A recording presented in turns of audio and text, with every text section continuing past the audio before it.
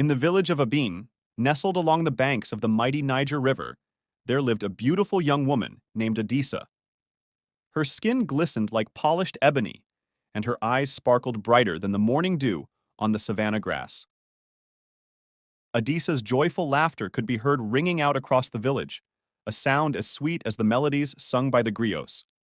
From a young age, Adisa was raised on the folktales and fables passed down through generations in her tribe. She dreamed of one day finding a love as pure and everlasting as those celebrated in the old stories. As she blossomed into womanhood, many men from surrounding villages sought her hand, drawn in by her radiant beauty and gentle spirit.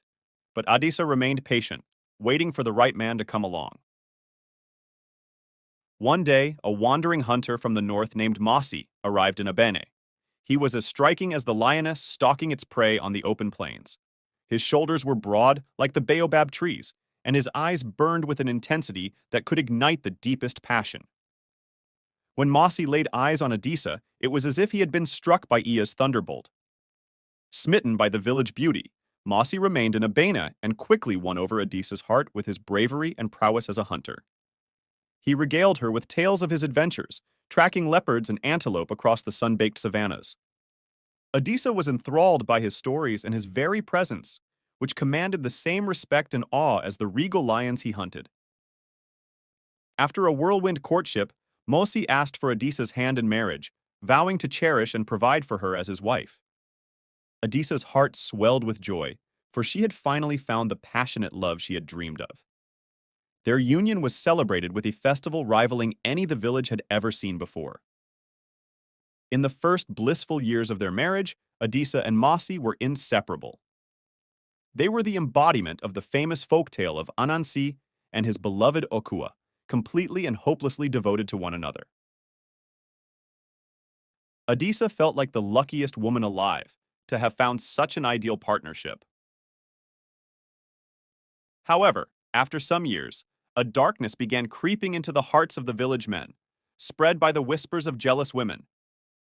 They began sowing seeds of doubt about Mossi's wandering hunter ways and the lengths of time he would spend away from home in the bush.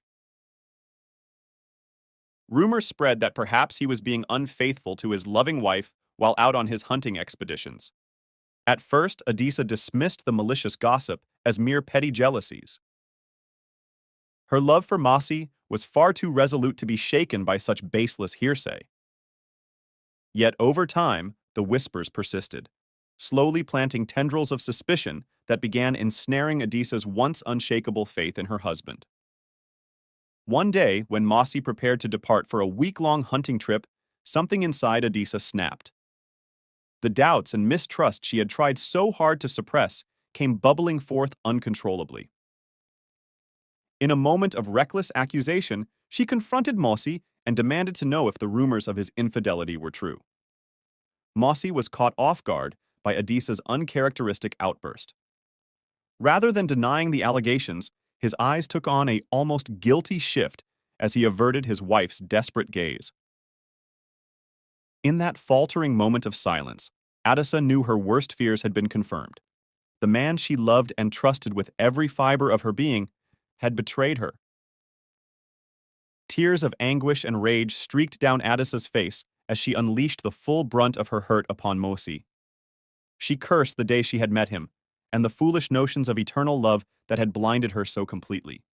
Racked with shame and remorse, Mossi could only hang his head and beg for forgiveness he knew he did not deserve. In blind fury, Adisa ordered Mossi to leave and never return to Abene. She had been the jealous subject of too many hushed whispers herself to suffer that humiliation as a wife. With nothing but the clothes on his back, the mighty hunter turned and fled from the woman, whose heart he had shattered into 1,000 pieces. In the days and weeks after Mossi's banishment, Adisa became a hollow specter of her former joyous self. Gone was the bright, ringing laughter that had once filled the village air.